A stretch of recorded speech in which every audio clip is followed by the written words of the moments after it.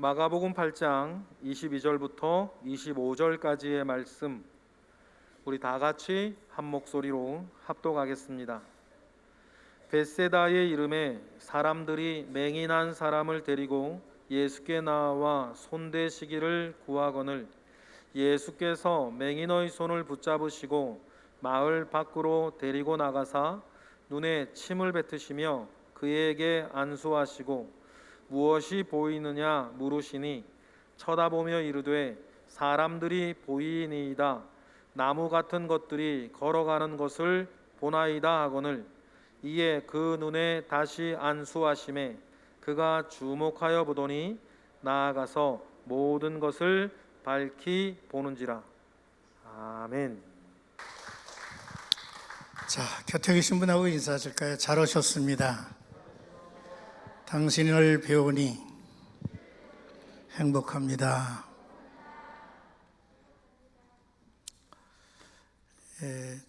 이 마스크를 다 벗어야 여러분들이 표정을 읽을 텐데 도대체 눈만 보니까 참 이게 큰일 났습니다. 언제 벗겨질는지 기도하겠습니다.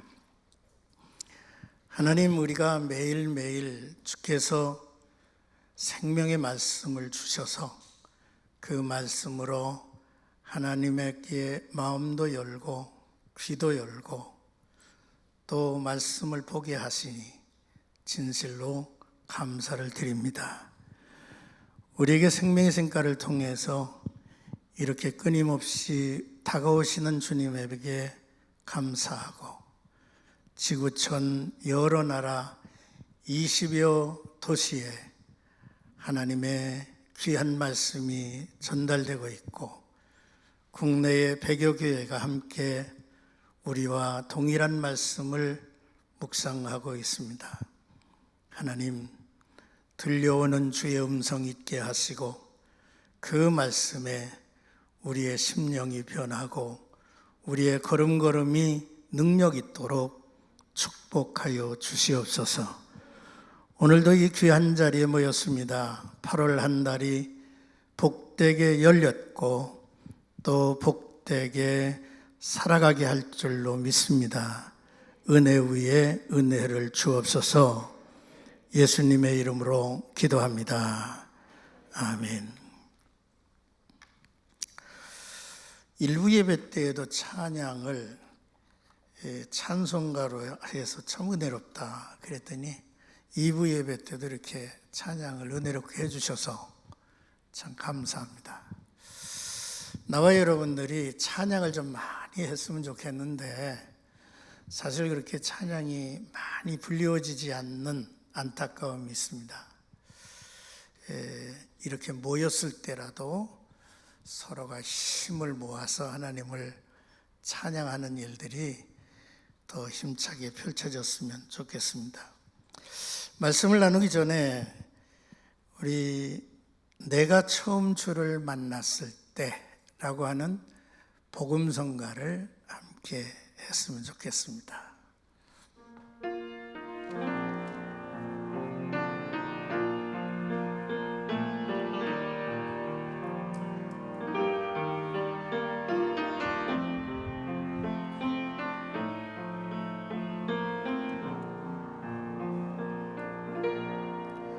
내가 처음 주를 만났을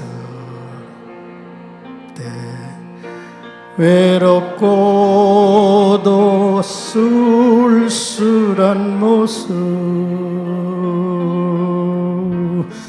말없이 홀로 걸어가신 길은 영광을 다 버린 나그네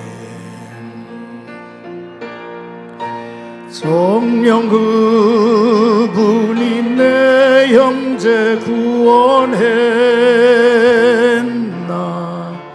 나의 영혼도 구원하려나 의심 많은 도마처럼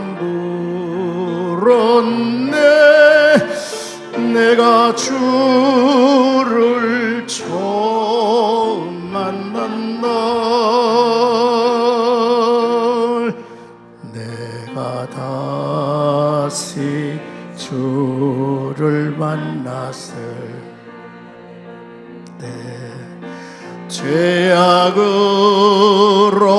못을 병든 몸 조용히 내 손 잡아 이끄시며 병든 자여 일어나거라.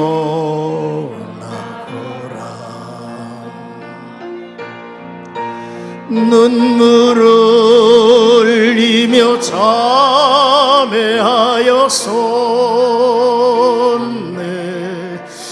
나의 믿음도 뜨거워졌네.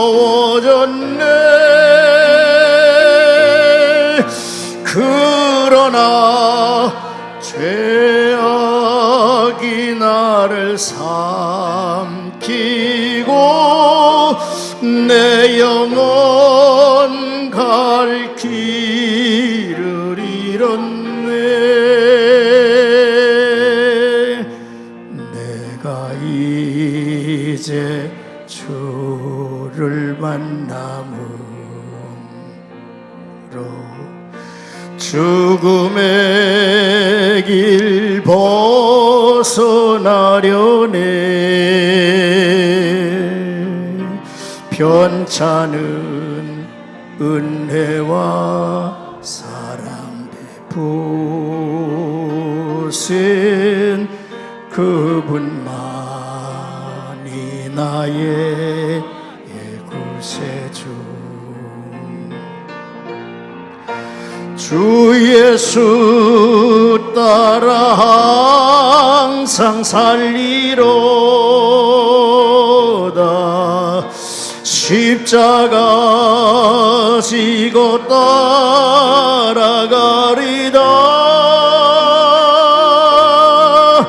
할렐루야. 주를 만나니 기쁨 영광의 찬송을 돌리리.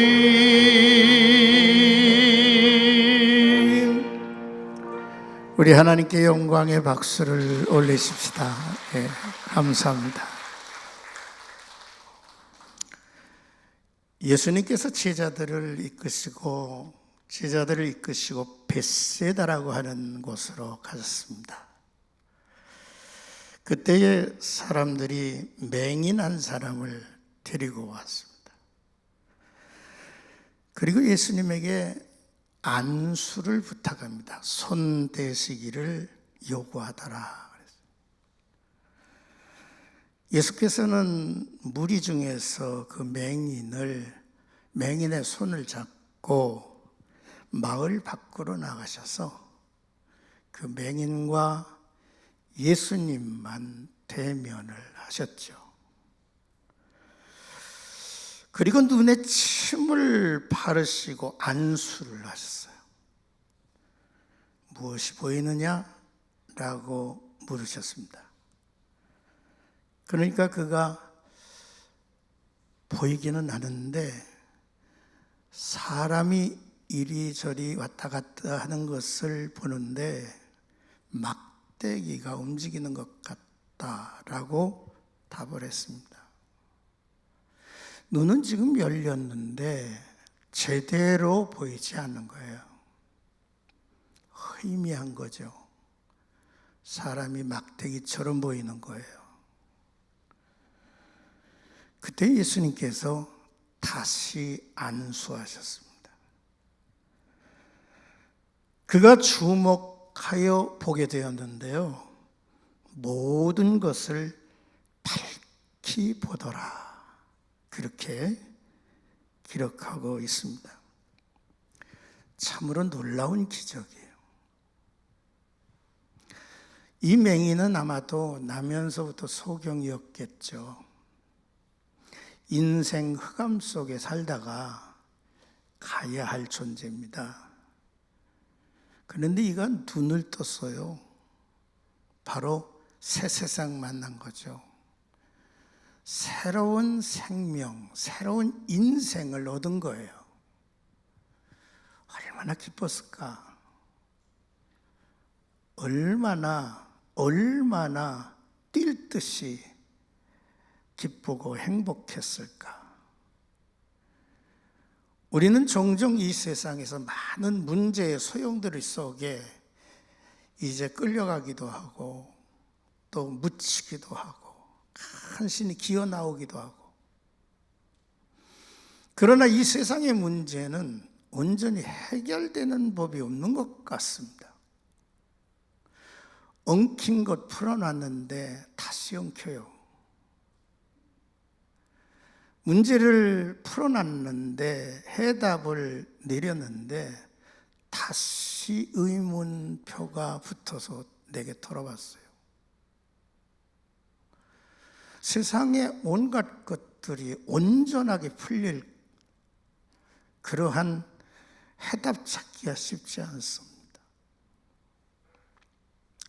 한 가지 우리가 분명한 것은 인간이 하나님 만나야, 주님 만나야 근본적인 문제가 풀린다, 근본적인 해답을 얻는다 라고 하는 그러한 축복입니다.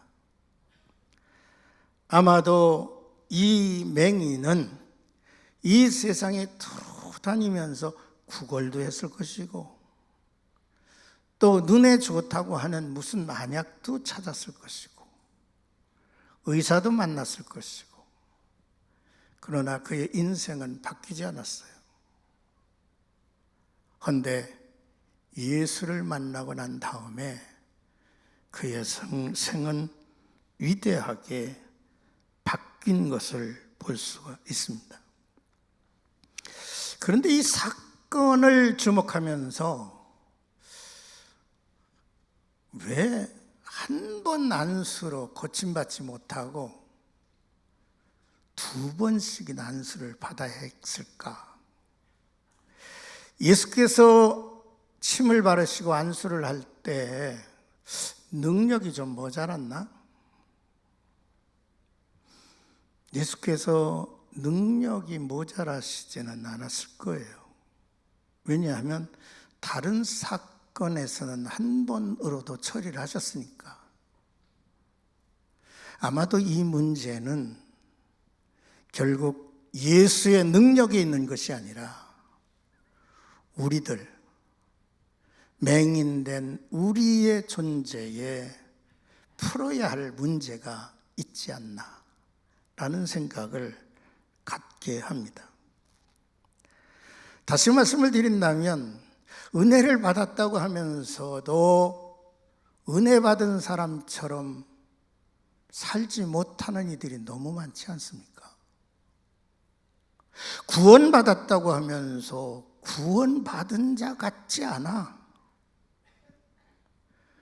교회 등록을 했는데 신자 같지 않아. 내가 수년을 교회에 적을 두고 이제 생활을 했는데 변화되는 게 없어. 그게 그건 것 같아. 여러분, 주님은 우리를 그렇게 한 번 터치하고 버려두시는 분이 아니세요. 주님은 끊임없이 우리에게 다가오셔서 두 번이고 세 번이고 우리에게 손을 내미시는 이가 바로 예수님이 아닌가 싶습니다. 그래서 우리는 은혜의 은혜를 구하고 살아요. 믿음의 믿음을 구하고 살아요. 우리 자신이 됐다고 생각을 안 해요. 바울이 말을 했던 것처럼 내가 이루었다 한도 아니에요. 잡힌 바 된 손을 놓치지 않으려고, 다시 잡으려고 우리가 주님 앞에 열심을 다하고 사는 거예요. 광야의 길을 걸어가는 이스라엘 백성처럼 넘어졌다가도 일어나고 일어났다가도 다시 넘어지고 그게 우리들의 모습이더라고요. 된 것 같은데 안 됐더라고요. 성경인 분명히 모든 죄를 사하시고 우리를 온전케 하시고 내가 거룩하니 너희도 거룩하라 하셨던 그러한 하나님의 명령이 있음에도 불구하고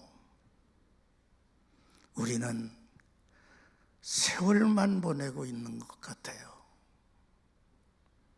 우리에게는 끊임없이 다가오시는 주님의 손길을 기대하면서 은혜를 구하기를 여러분 그치지 말고 하나님 앞에 주여 나를 도우소서. 내가 약한 존재입니다. 내가 연약한 존재입니다. 왜 내가 이렇죠? 왜 내가 이렇죠?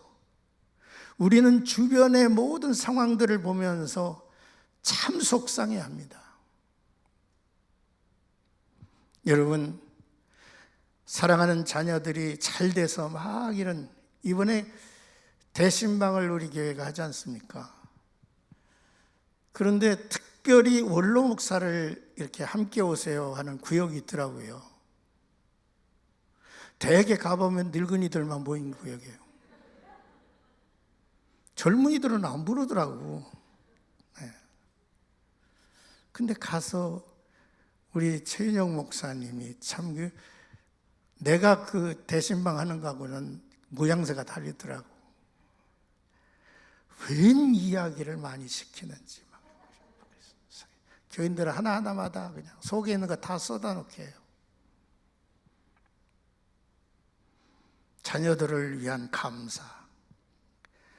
자식들 얘기가 전부더라고. 자녀들에 대한 감사가 막 이렇게 쏟아지고. 그래서 잘 됐는가 싶은데 그 다음에 문제가 있어. 걱정이 막. 어떤 분은 너무 잘 돼서 걱정. 어떤 분은 잘 안 돼서 걱정. 우리의 삶에는 온전함이 없더라고요. 주 안에서 우리가 사는 법, 하나님께로부터 받는 은혜, 끊임없이 그 은혜가 우리를 온전케 하고 우리를 거룩하게 하고 깨끗게 할 줄로 믿습니다. 그 은혜를 구하며 살도록 하나님은 우리를 향해서 부르고 계시는 거죠. 요한복음 9장 말씀을 보면 날 때부터 소경된 자가 예수 앞에 섭니다. 여기도 소경 얘기예요.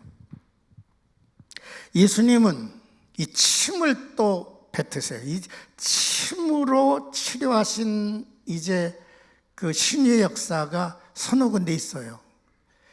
왜 침으로 치료하셨는가 생각을 해보면 이 침이라고 하는 것이 고대로부터 이게 약이 된다 생각을 했던 것 같아.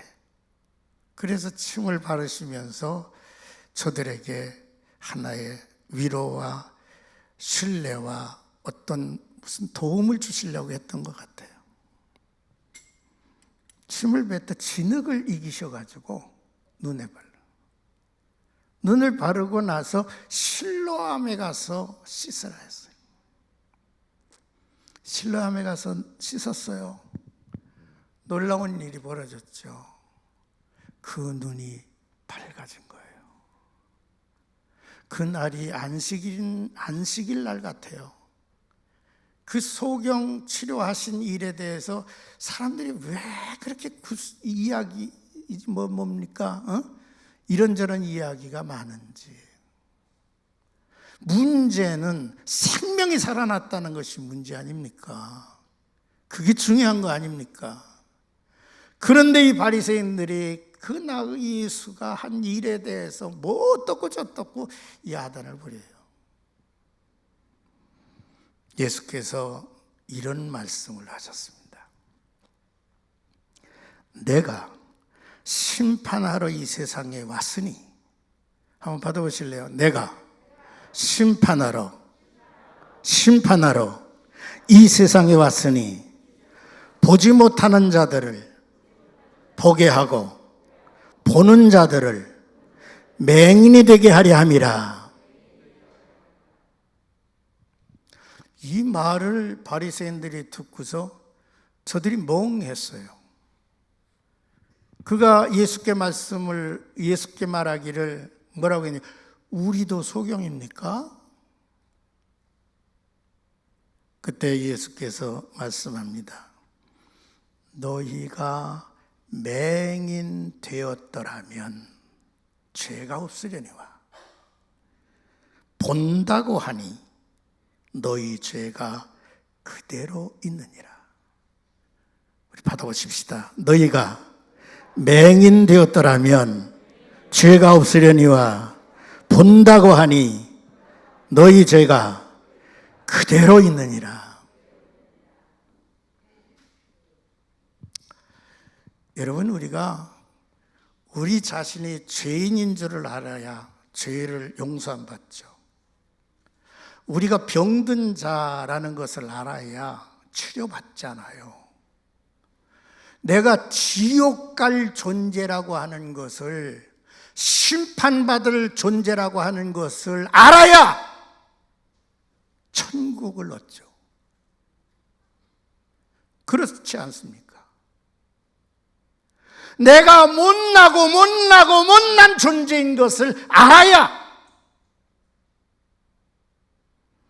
하나님에게 도움을 구하죠. 하나님에게 은혜를 구하는 거 아닙니까? 스스로 멀쩡하다고 생각하는 사람, 스스로 이만하면 됐다고 하는 사람, 내게는 별 그렇게 중요한 문제가 없다라고 생각하는 사람, 나는 회개할 것이 없다고 생각하는 사람, 무슨 신앙생활을 하겠어, 그런 사람이. 성경은 끊임없이 예수를 영접하지 않는 사람들을 향해서 회개하여 죄 사함을 받으라고 베드로는 외쳤어요. 회개하여 죄 사함 받고 세례를 받으면 유쾌하게 되는 날이 너에게 올 것이다 그랬어요. 근데 그것만이 아니에요. 성경은 끊임없이 에베소, 빌립보, 두아디라, 사대, 버가모, 교회마다 주님이 뭐라고 했어요? 회개하라고 그랬어요. 회개하라고. 뭘 회개하라는 거예요? 정말로 뭘 회개할 게 있어요? 여러분들이 오늘도 나와서 여러분 회개하셔야 돼요. 회개할 게 뭐예요? 내가 이웃집에 있는 거 도둑질했습니까? 사기쳤습니까? 남에게 상처를 줬습니까? 뭘 회개하라는 거예요? 자식 귀때기 한 대 때렸다고 그거 회개해야 됩니까? 뭘 회개하라는 거예요? 그런데 여러분, 성경은 끊임없이 회개하라는 거예요.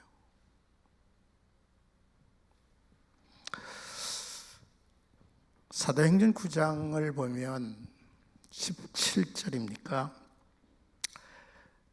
다메섹으로 내려가는 한 청년이 있었어요. 이 청년은 아주 정상적으로 엘리트 코스를 밟은 젊은이에요. 유대 사회에 있어서 뛰어난 젊은 선생이에요. 이제 앞으로 저는 이름 있는 랍비도 될 수 있고 아마도 유대 사회에 존경받는 장로가 될 수 있는 인물이에요. 저는 율법을 어려서부터 익혔죠. 하나님의 율법에 대해서는 환합니다. 저의 삶은 그의 율법에 따라서 율례와 법도를 철저하게 지켰던 젊은이에요.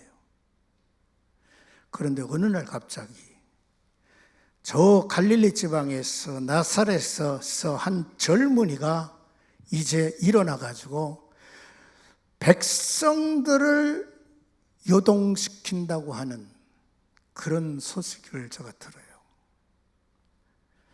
그런데 그 무리들이 저 갈릴리에서 쭉 내려와 가지고 예루살렘에까지 이르렀어요. 예루살렘이 발칵 뒤집혔죠. 그 예수가 결국은 유대인들의 정죄에 까닭에 죄인으로 십자가에 못 박혀 죽었어요. 그런데 이 죽음으로 끝나는 것이 아니었어요. 저가 다시 살아났대요. 부활하신 증거가 이것저것에서 사람들에게 이제 세간에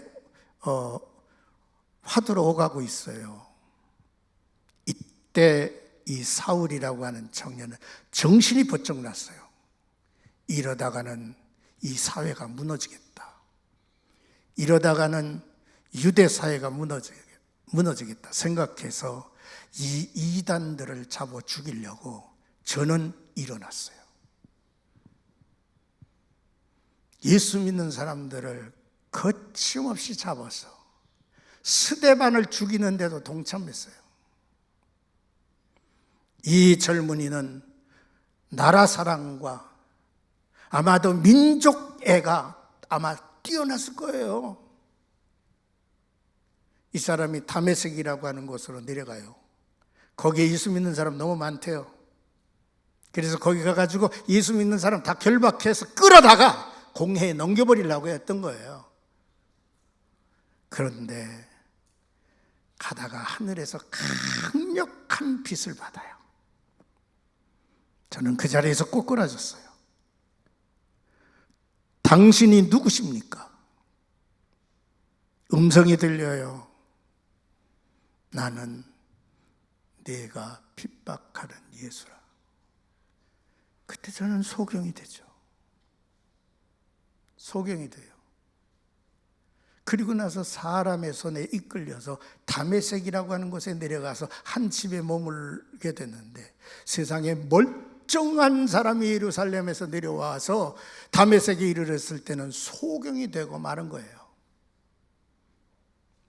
그때 다메섹에 아나니아라고 하는 선지자가 있었습니다. 주의 성령께서 아나니아를 찾아서, 아나니아야, 지금 저 예루살렘에서 사울이라고 하는 젊은이가 왔는데 네가 가서 저에게 안수하고 저의 눈을 뜨게 하여 다시 보게 하라 그랬어요. 아나니아의 마음은 참 이제 캥기질 않아요. 왜? 벌써 그 존재를 알기 때문에. 그 험악한 존재, 스데반을 쳐 죽이는데 동참했던 저 젊은이를 내가 가서 안수해서 눈을 뜨게 해. 안 좋았을 거예요. 그러나 주의 명령을 따라서 가서 그 얘기를 합니다. 주께서 나를 내게 보내서, 따라하십시다. 안수하여 눈을 다시 보게 하여, 눈을 뜨게 하고 다시 보게 하여서 성령이 충만케 하려 하셨다는 거예요. 바울은 자기가 소경인 것을 체험했어요. 자기가 소경인 것을 체험한 거예요. 내가 아는 것 같았는데 아는 게 아니에요. 보는 것 같았는데 보는 거 아니에요. 이리 판단 저리 판단하고 이 세상의 모든 것, 이치를 다 아는 것 같이 떠들어댔지만 그게 아는 것이 아니었어요. 자신이 소경인 것을 체험하게 됐죠. 그리고 저는 다시 보아야만 했던 거예요. 여러분, 우리의 신앙생활에 제대로 못 보는 소경도 있겠지만 한 번 안수받고 났는데 흐릿터분해서 이건지 저건지 모르면서 이게 신앙인지 저게 신앙인지 모르면서 사는 이들이 있다면 하나님은 저를 다시 만나기를 원하시는 겁니다. 다시 다가가시기를 원하는 거예요. 그래서 여러분, 신앙생활을 하는 우리들이 하나님 앞에 기도하는 것이 많습니다. 자녀들을 위해서 기도하죠. 우리 아까도 말씀드렸지만 모든 관심이 자녀들에게 있고요. 또 삶의 재정 문제도 있고요. 나라와 민족을 위해서 이제 생각하는 건 너무 많아요. 이 나라가 지금 어디를 향해서 가는지 모르겠어요. 너무 한쪽에 완전히 막 엎어치기를 해버려서 이거 제대로 세우려니까 이게 말이 아니에요, 지금. 도대체 너무 답답한 게 많아요. 저 우크라이나 전쟁은 계속 이어지고요. 대만은 이제 뭡니까? 중공이 또 뭐 요란을 떨고 전 세계 식량난에 의해서 굶어 죽는 나라, 굶어 죽는 백성들이 막 속출하고 이번 겨울에는 얼어 죽는 사람들이 얼마나 많을지 모르겠어요. 코로나는 계속 확산이 되어가지고 10,000명, 10만 명 이게 뭡니까 지금? 참으로 심각한 이런 상황 속에서 우리는 지금 어떻게 사느냐 이 말이에요. 우리에게 능력은 있지 않을까? 예수 믿는 사람들은 예수의 영을 받은 사람들이고 예수를 믿고 신뢰하는 사람이고 우리에게 뭐가 있지 않을까? 아무것도 없어요. 그런데 세상 근심 내 가슴에 가득하고요. 염려, 근심, 걱정 그냥 갖다 끌어안고 그런데 하나님께서 우리를 향해서 관심을 가지시는 게 있어요. 나 자신을 바라보게 하는 거죠. 여러분, 바울은 말이죠. 눈이 멀었다가 다시 보게 된 이후에 그의 생을 한번 들여다보십시오. 저는 자기 자신의 모습을 들여다보기를 시작합니다. 저의 탄식이 로마서 7장에 기록되어 있습니다. 내가 예수 만났는데 왜 내가 온전하지 못하냐? 한쪽으로는 하나님의 법을 섬기려고 그러는데 다른 한쪽에서는 죄의 법이 나를 사로잡아가고 오호라 나는 곤고한 사람이로다. 이 사방의 몸에서 누가 나를 건지랴.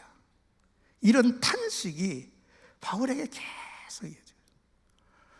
여러분, 이것이 신앙생활은 아니잖아.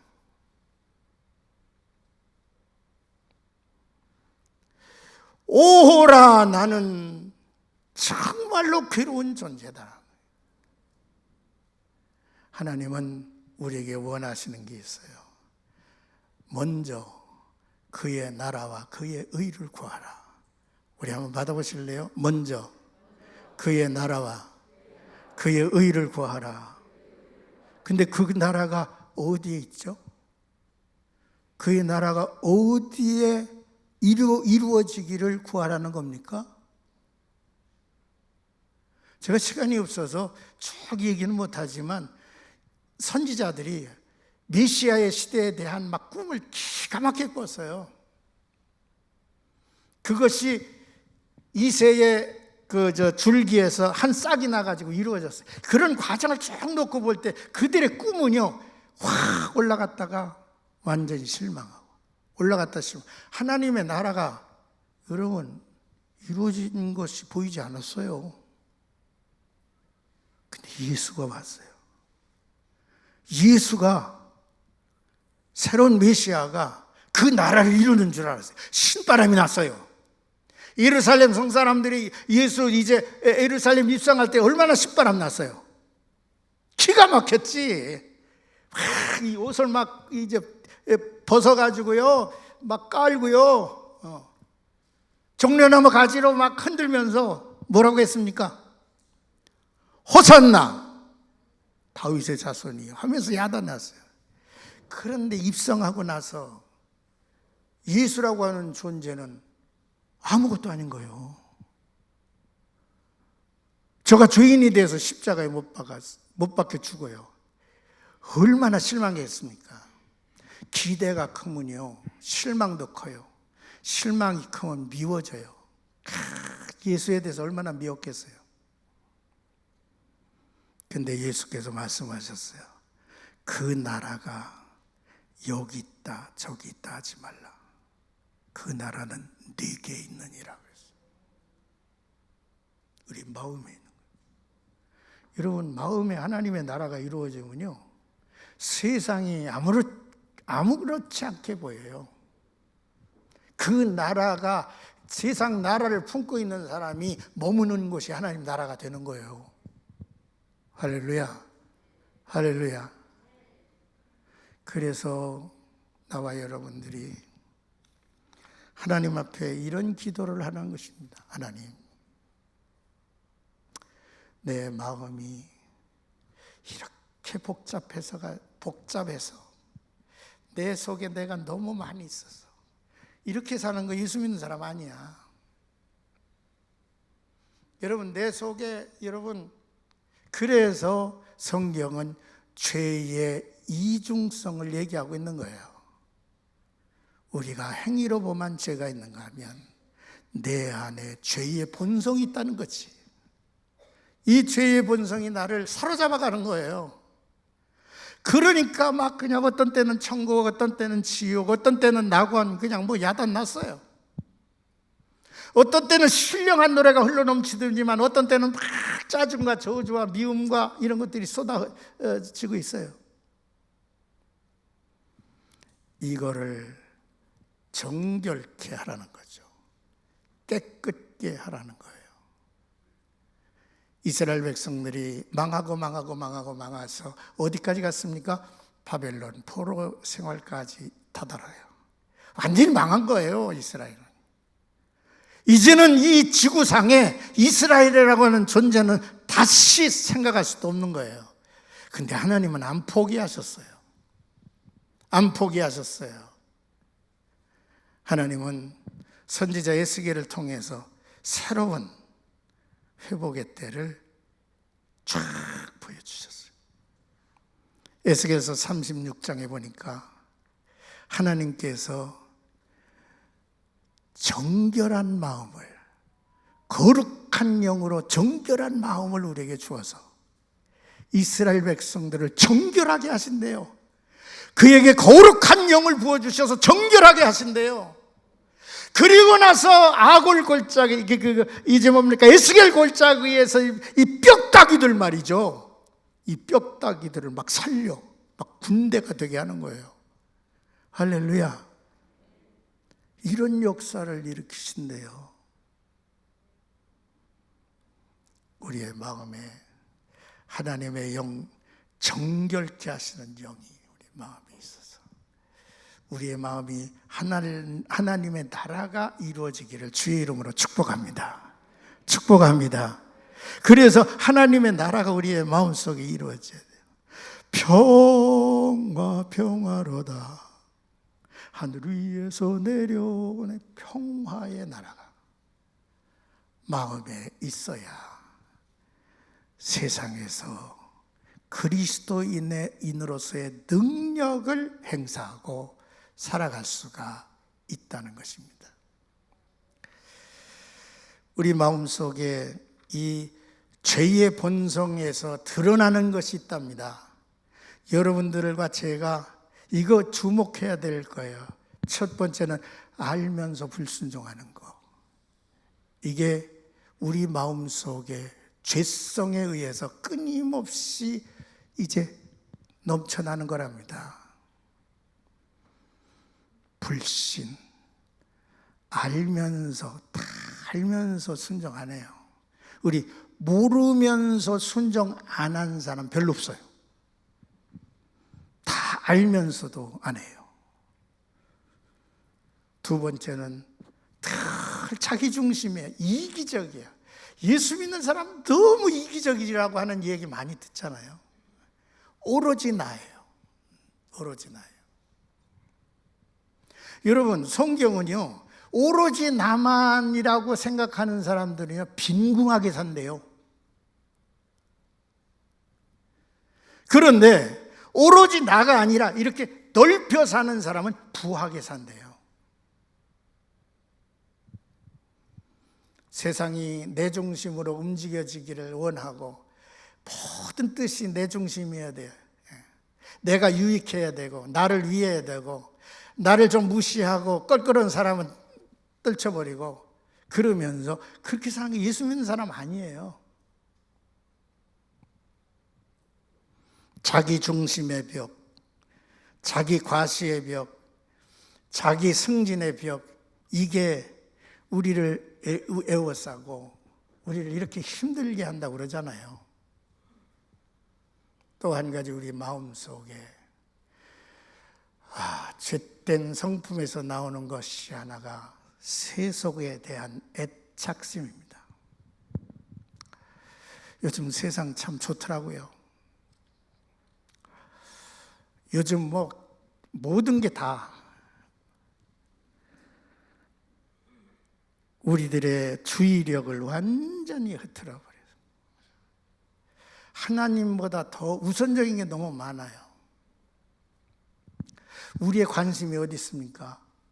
주님을 향한 관심보다도 더 큰 관심들이 우리에게 너무 많아요. 너무 많아요. 먹는 거, 입는 거, 거하는 거, 또 주님과의 관계보다도 인간관계를 더 우선시하고 말이죠. 이런 신앙생활을 10년을 하고 20년을 해도요, 그는 언제 떠내려갈지 모르는 존재가 되고 말 겁니다. 정결한 마음을 주시옵소서. 따라하십시다. 정결한 마음을 주시옵소서. 자, 이제 말씀을 마무리하겠습니다. 밝히 보게 하옵소서. 밝히 보게 하옵소서. 다시 보게 하옵소서. 다시 보게 하옵소서. 무엇보다도 하나님, 내 가슴을 들여다보게 하옵소서. 모든 생각이나 동기가 아닌 거야. 예수의 마음이 아닌 거야. 예수의 마음은. 나 제일 싫은 게 속은 아닌데 흉내내는 거 제일 싫어요. 제일 힘들어. 속은 그렇지 않는데 목사 연기하기가 얼마나 어려운 줄 알아? 속은 장로가 아닌데 장로로 타는 게 얼마나 어려운 줄 알아? 속은 권사가 아닌데 권사 노릇하려고 얼마나 힘든지 알아? 이렇게 사는 사람이 한둘이 아니야. 오 하나님, 무엇보다도 나의 눈을 밝혀 내 가슴팍을 보게 하옵소서. 내 속에 있는 것을 들여다보게 하옵소서. 나로 하여금 내 몸이 거룩한 성전 되게 하시고 하나님 나라가 되게 하여 주옵소서. 주님 앞에 이런 간구가 우리에게 필요한 거예요. 또 한 가지, 하나님 앞에 하나님 눈을 열어 받아보십시다. 눈을 열어. 눈을 열어. 주의 율법에서 놀라운 것을 보게 하옵소서. 나는 시편 119편이 그렇게 좋아요. 시편 119편을 보면요, 내 눈을 열어서 주의 율법에서 놀라운 것을 보게 하옵소서. 19절 97절 내가 주의 법을 어찌 그리 사랑하는지요. 내가 그것을 종일 작은 소리로 읊조리이다 그랬어요. 읊조리이다 그랬어요. 우리 한번 받아보실래요?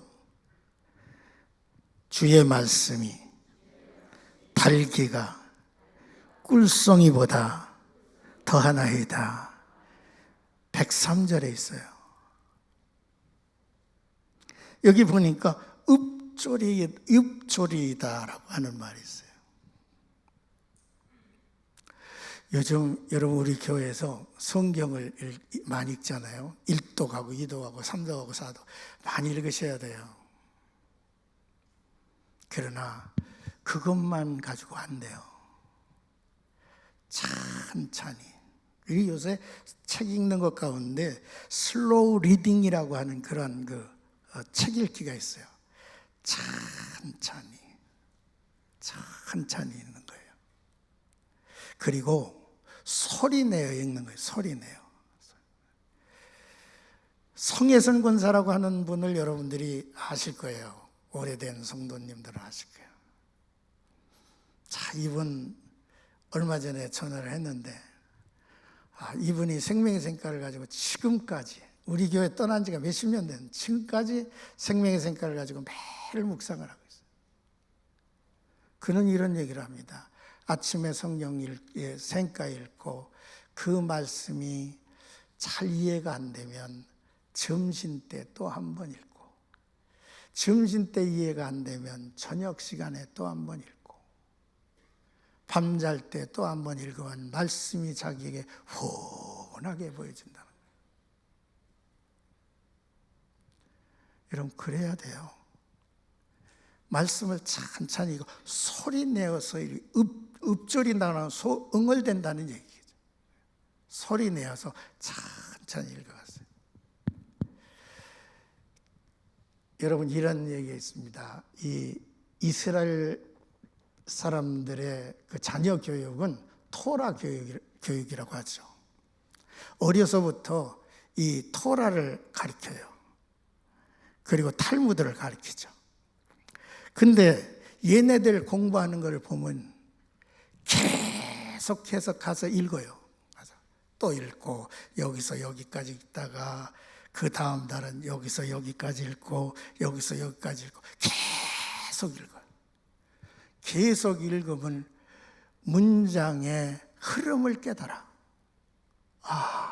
이게 그런 것이구나. 여러분 서너 살짜리가 천잠을 외우라고 할 때에 여러분 알아서 외웁니까?